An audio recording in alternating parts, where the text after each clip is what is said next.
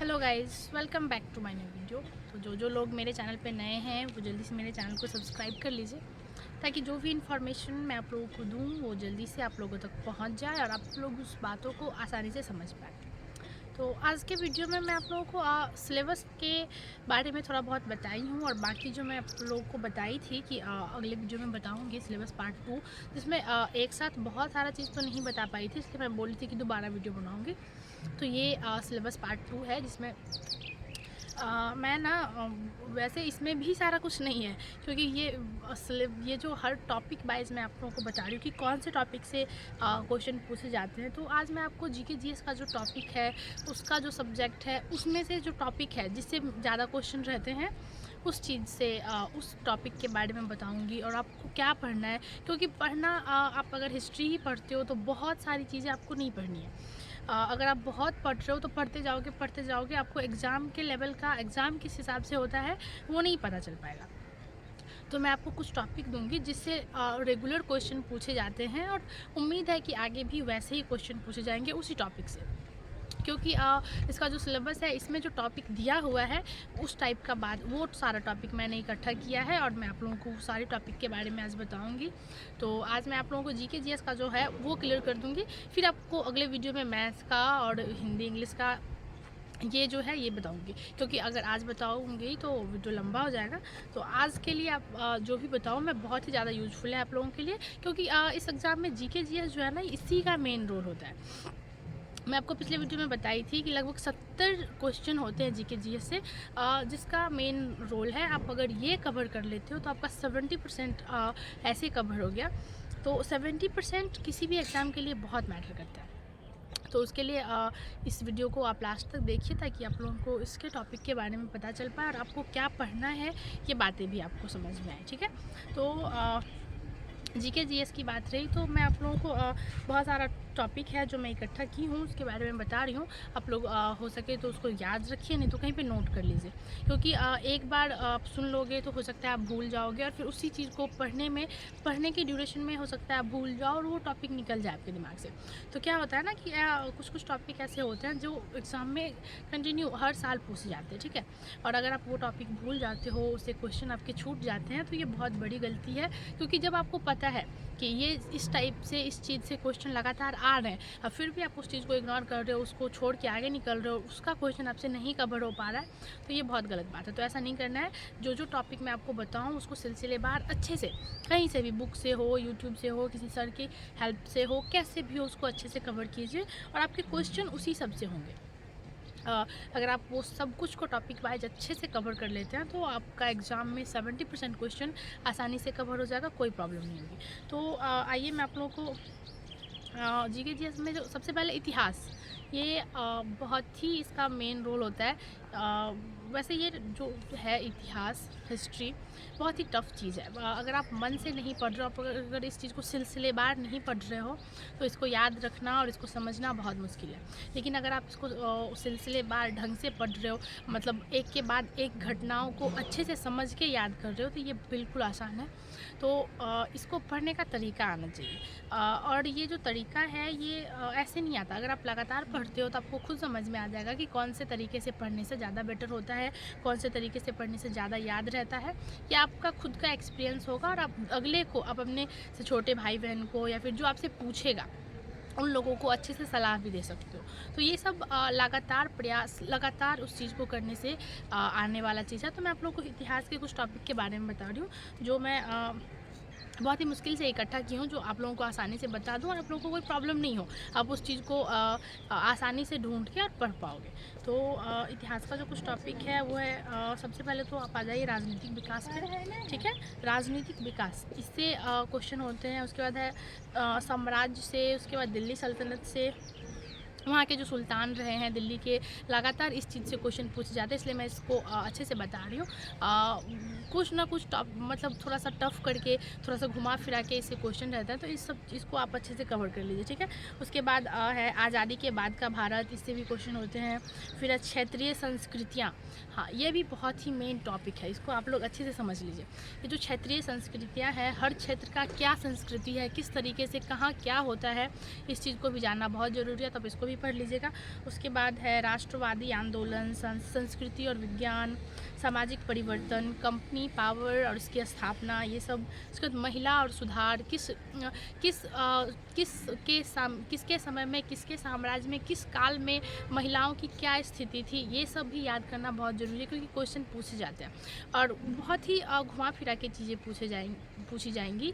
तो आप लोगों को इस चीज़ को अच्छे से याद कर लेना है, पूरी तरह से कंफ्यूज नहीं होना है, इसको इतनी अच्छे से क्लियर कर लेना है कि किसी भी तरह से क्वेश्चन पूछ जाए तो आप कवर कर लोगे, ठीक है। उसके बाद यही है उपनिवेशवाद और समाज का सुधार, ये सब जो हिस्ट्री का टॉपिक है, इससे क्वेश्चन रहते हैं और इस चीज़ को आप मतलब क्या है ना कि नज़रअंदाज नहीं कर सकते हो। ये हिस्ट्री के कुछ टॉपिक है जो मैं आपको बताई हूँ और इसको अच्छे से पढ़िएगा, ठीक है। इसको जहाँ तक आप नहीं जानते हो तो किसी की हेल्प लेके, किसी टीचर से, कहीं से भी उसको कवर कीजिए, ठीक है। उसके बाद आता है हिस्ट्री के बाद मैं ज्योग्राफी का कुछ टॉपिक है उसके बारे में बताती हूँ। ज्योग्राफी में आपको इंडियन ज्योग्राफी और वर्ल्ड ज्योग्राफी दोनों चीज़ पढ़ने पड़ेंगे और दोनों से ही क्वेश्चन अच्छे से रहते हैं। तो मैं सबसे पहले इंडियन ज्योग्राफी के बारे में कुछ बताती हूँ। उसमें से क्या पूछ जाएंगे आपको, सामान्य परिचय हो गया, भौतिक विभाजन हो गया, जलवायु, मिट्टी, उसके बाद जैव विविधता, उसके बाद अपवाह तंत्र, जलप्रपात और झीलें, नदियाँ, उसके बाद सिंचाई एवं नहरें, नदी घाटी परियोजना, उद्योग, ये सब है, ये भारत के भूगोल में है, ये आपको पढ़ना पड़ेगा। और जितना आपके अंदर कन्फ्यूजन वाले क्वेश्चन है उसको क्लियर करके पूरी तरह से इस चीज़ को क्लियर कीजिए, क्योंकि इससे क्वेश्चन होते हैं और बहुत ही कन्फ्यूज करने वाले क्वेश्चन होते हैं, ठीक है। उसके बाद आप आ जाइए वर्ल्ड ज्योग्राफी में। वर्ल्ड ज्योग्राफी में भी बहुत सारी चीज़ें, जैसे आप ब्रह्मांड ले लो, सौरमंडल, उसके बाद अक्षांश और देशांतर, चट्टान, ज्वालामुखी, भूकंप, सुनामी, महाद्वीप, पर्वत श्रेणियाँ, चक्रवात, फिर ज्वार भाटा, ये सब चीज़ से क्वेश्चन होता है। थोड़ा सा मतलब घुमा फिरा के पूछा जाएगा कुछ क्वेश्चन जो आसानी से याद नहीं हो पाता है। इस सब चीज़ों को आपको मतलब बारीकी से पढ़ने की ज़रूरत है। ऐसे एक लाइन में आप पढ़ के उस चीज़ को याद कर लो तो ठीक है, अगर नहीं याद कर पाते हो तो उसको टॉपिक वाइज पढ़िए और उसमें से जितने क्वेश्चन बनते हैं इन सब टॉपिक से उसको पूरी तरह से पढ़िए, क्योंकि आपके पास टाइम दिया जाता है इस चीज़ को पढ़ने का और क्वेश्चन इसी सब से होता है। उसके बाद आप आ जाइए भारतीय राज व्यवस्था। इसमें भी इसका भी बहुत सारा क्वेश्चन होता है, तो इसके टॉपिक के बारे में मैं आपको बताती हूँ। इसमें है भारत का संवैधानिक विकास, भारतीय संविधान के भाग और इसकी विशेषता, उसके बाद मूल अधिकार, राज्य एवं नीति निर्देशक तत्व, फिर मूल कर्तव्य, राष्ट्रपति, उपराष्ट्रपति, केंद्रीय मंत्री परिषद, संसद, राज्यपाल, राज्य विधानमंडल, केंद्र राज्य संबंध और आपात उपबंध, वित्त आयोग, नीति आयोग, पंचायती राज, नगर पालिका, ये सब जो टॉपिक है ये पॉलिटी का मेन टॉपिक है, जहाँ से क्वेश्चन लगातार आते हैं हर साल। मतलब उन टॉपिक से क्वेश्चन आते हैं, कुछ ना कुछ क्वेश्चन थोड़ा सा चेंज भी होता है बट टॉपिक वही है। आपको इस चीज़ों को अच्छे से पढ़ लेना है, क्योंकि क्वेश्चन जो मैं टॉपिक बता रही हूँ उसी से रहेंगे। और अगर आप थोड़ा सा भी इधर उधर करते हो, थोड़ा सा नज़रअंदाज करके निकल जाते हो तो क्या पता उसी टॉपिक से क्वेश्चन हो।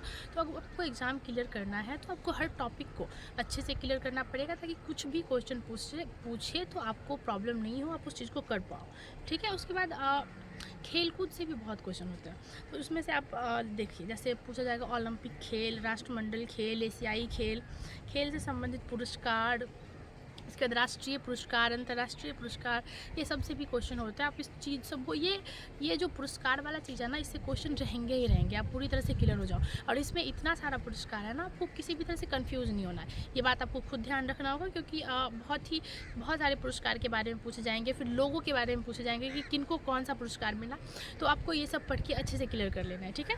उसके बाद अब आ जाइए, आपको साइंस का जो फिज़िक्स, केमिस्ट्री, बायोलॉजी है उसके बारे में मैं बता दूँ, क्योंकि क्वेश्चन इससे भी होते हैं। और साइंस का क्वेश्चन नॉर्मल होता है, आप 9th 10th तक जो भी पढ़े हैं, 12th लेवल का बहुत कम होता है, 9th 10th तक कवर करना होता है। 12th का कुछ क्वेश्चन होता है, आप 12th को ज़्यादा ये नहीं करो कि उससे ज़्यादा क्वेश्चन नहीं होते। 9th 10th तक का क्वेश्चन होता है, जिसमें से मैं टॉपिक बताती हूँ, आप उसको कवर कर लोगे तो आपका साइंस पूरी तरह से कवर हो जाएगा, ठीक है।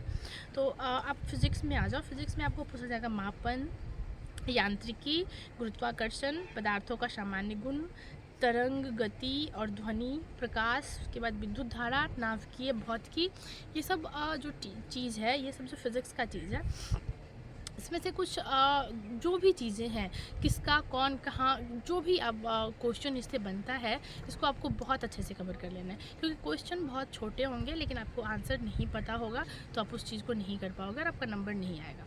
एक एक नंबर जोड़ के ही आप पूरी तरह से अपनी मंजिल तक पहुंच पाओगे, तो आपको पूरी तरह से इस चीज़ को कवर करना है। उसके बाद आप आ जाओ केमिस्ट्री में। केमिस्ट्री में कुछ चीज़ें हैं जैसे परमाणु संरचना, अम्ल, क्षार और लवण, धातु, अधातु, उसके बाद तत्वों का आवर्ती वर्गीकरण, ये सब चीज़ें इससे क्वेश्चन पूछे जाते हैं और मतलब छाट के जिसका आप अंदाज़ा नहीं लगा सकते उस तरीके से क्वेश्चन निकाला जाता है और उससे पूछा जाता है। तो आप क्वेश्चन देख के आपको लगेगा कि हाँ मैं इसका आंसर जानता हूँ, लेकिन जब आप ऑप्शन देखोगे तो आपको लगेगा कि शायद ये होगा या ये होगा।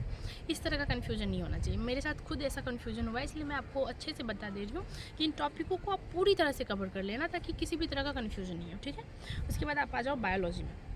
बायोलॉजी में आपको पूछा जाएगा जीव विज्ञान की उपशाखा, उसके बाद कोशिका, पादपों की आकारिकी, कंकाल तंत्र, श्वसन तंत्र, पाचन तंत्र, उत्सर्जन तंत्र, ये सब चीज़ों से क्वेश्चन पूछे जाएंगे और अच्छे से पूछे जाएंगे। 2 ही क्वेश्चन होगा लेकिन होगा, आप ये बात याद रखना। आप चाहोगे आपको 2 क्वेश्चन करने के लिए पूरा चीज़ पढ़ना ही पड़ेगा, क्या किस चीज़ से क्वेश्चन पूछे जाएंगे इसका कोई गारंटी नहीं है। अगर आप चाहोगे कि इसको नहीं पढ़ेंगे तो आपका 2 क्वेश्चन छूट जाएगा और हर मतलब किसी भी एग्ज़ाम को क्लियर करने के लिए आपको एक एक नंबर जोड़ना ही पड़ेगा। आप एक एक नंबर जोड़ के ही वहाँ तक पहुँच पाओगे, नहीं तो अगर आप एक एक क्वेश्चन छोड़ते रहोगे तो पता चला कि एक भी नहीं बना, ठीक है। तो आपको सब कुछ कवर करने के लिए जितनी टॉपिक मैंने आज आपको बताया है उसको बहुत अच्छे से पढ़ लेना है। और अगर आगे का सब्जेक्ट मैं आपको बताती तो वीडियो बहुत लंबा हो जाएगा। आप लोग अगले वीडियो का वेट कीजिए, उसमें मैं आपको साइंस का, उसके बाद साइंस का तो मैं बता दी हूँ, उसके बाद मैथ का बता दूँगी, उसके बाद हिंदी इंग्लिश का बता दूँगी। हिंदी इंग्लिश से भी क्वेश्चन पूछे जाते हैं, थोड़ा ही रहता है बट पूछा जाता है, तो आपको वो जानना भी ज़रूरी है कि क्या पूछे जाते हैं, ठीक है। तो अगले वीडियो में मैं आप लोगों को वो बात बताऊँगी। फ़िलहाल इतना ही। आज जो भी टॉपिक के बारे में बताई हूँ, प्लीज़ उस सारे टॉपिक को बहुत अच्छे से कवर कर लीजिए और एग्ज़ाम आपको बहुत ही जल्द आने वाला है, तो इतनी अच्छे से तैयारी कीजिए कि फिर आपको किसी भी वैकेंसी का इंतज़ार नहीं करना पड़े। तो आज के वीडियो में इतना ही, बाकी बात मैं आप लोगों को अगले वीडियो में बताऊंगी। आप लोग मेरे अगले वीडियो का वेट कीजिए जिसमें मैं आपको मैथ के सिलेबस के बारे में बताऊंगी, हिंदी और इंग्लिश के सिलेबस के बारे में बताऊंगी, ठीक है। तो फिलहाल इतना ही।